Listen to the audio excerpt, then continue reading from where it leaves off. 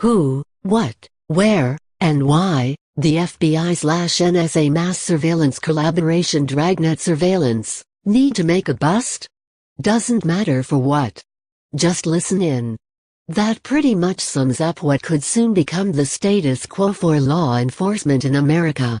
Executive action by the Obama administration is expected to authorize direct sharing of information collected by the NSA with the FBI. In other words, the FBI will be able to directly access unfiltered streams of NSA data. It will basically allow the NSA to spy for local cops.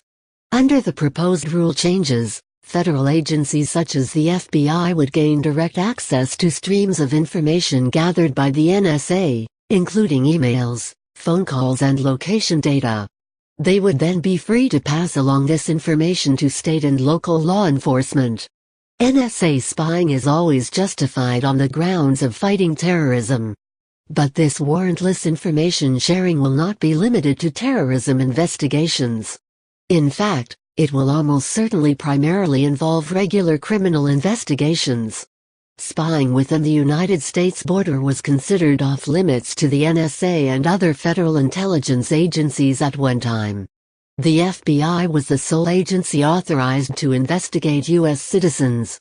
But it too is an intelligence agency with investigative powers.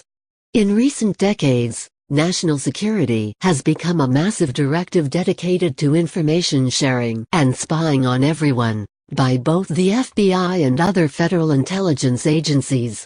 Very little of this surveillance has anything to do with terrorism.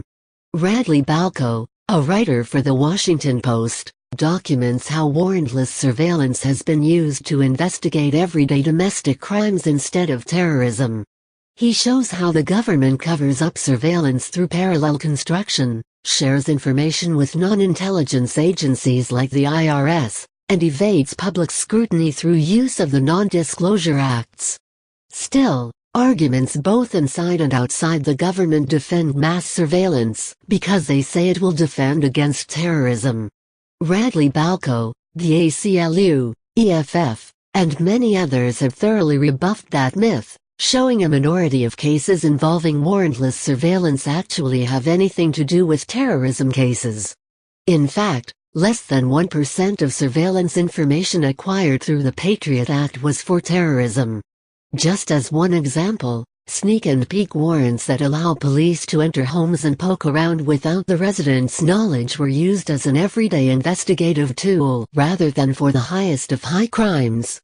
Before we buy into the "we have to let the FBI have access to all of this NSA data," and shrug our shoulders at yet another expansion of the U.S. surveillance state, let's look at what is already on the books. Is this expansion of information sharing really necessary to fight terrorism? No. Surveillance practices based on executive orders and laws already in place enable the FBI to fight terrorism.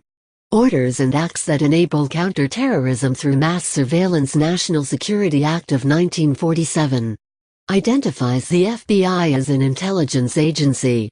Allows for the FBI to award personal service contracts. 12,333. Outlines each agency's goals, granted powers, spying restrictions in and outside of the U.S., and on citizen, resident or foreigner. Federal intelligence agencies may spy within the U.S. if they seek coordination with the FBI. FBI authorized to conduct counterintel within the U.S. Restricts FBI counterintelligence on military/civilian personnel without coordination. Restricts signals intelligence to the DOD unless authorized by the SecDef. Tasks FBI with collection of foreign intelligence when tasked by POTUS. Authorizes surveillance on narcotics activity. Can only develop systems and devices to support what is written in this section of the Patriot Act.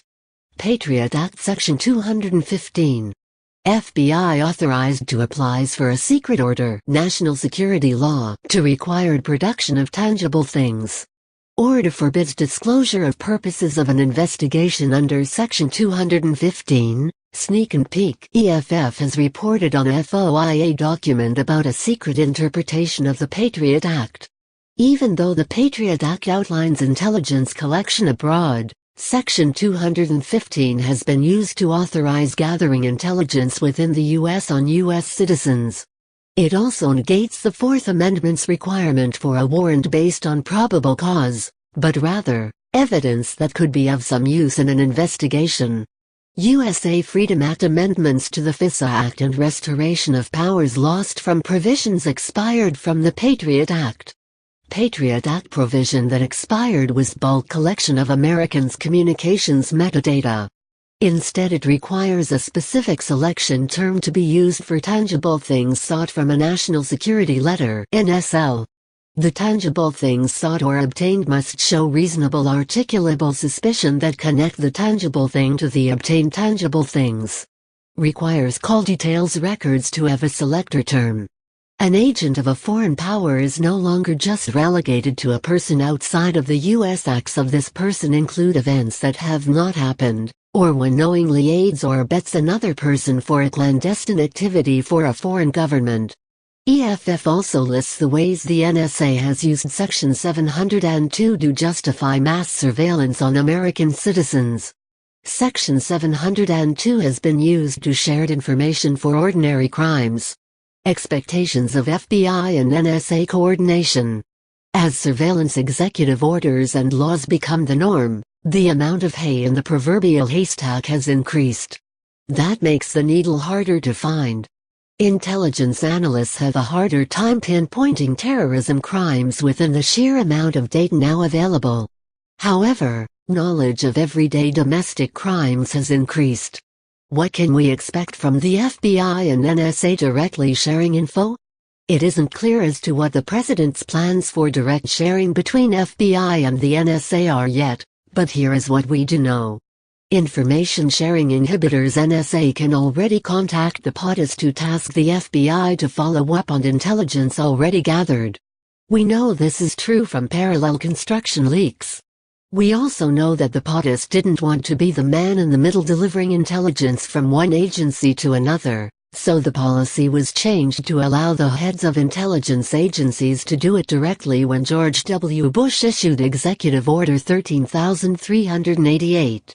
So, is there still must be a problem with non-cooperation between agencies?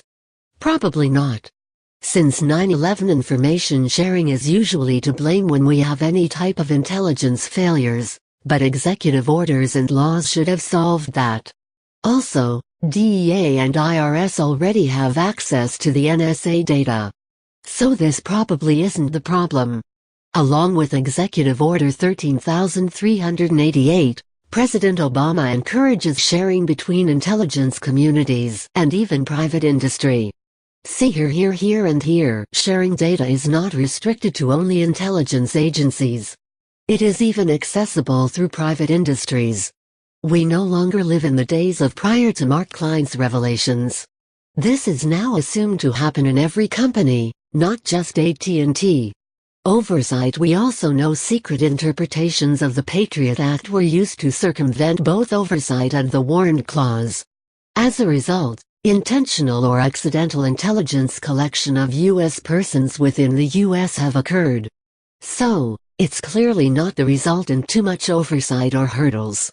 Even Edward Snowden said that FBI had access to the NSA data for routine crimes. So what is this really all about? I speculate that the FBI/NSA cooperation is about maintaining PRISM. It will enable the continuation of mass surveillance for lesser crimes than terrorism. No matter what happens, and something is about to happen. Section 702 of the FISA Act is scheduled for sunset in 2017.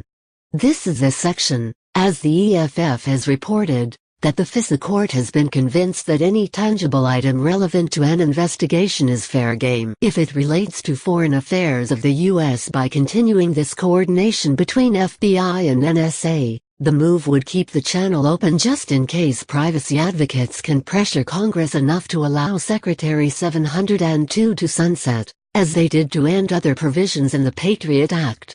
While the POTUS has not finalized the cooperation agreement, it is anticipated it will not include privacy protections.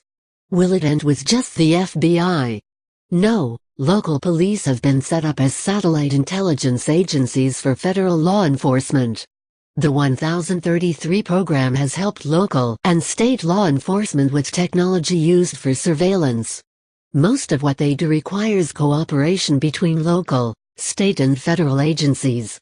We can stop it at the state level and take # control of your privacy. This time, let's learn our lesson from the USA Freedom Act debacle. Introduce state legislation instead. Mike Mahari contributed to this article. Image by Kiss Me Grandmother, Flickr, under a Creative Commons 2.0 license.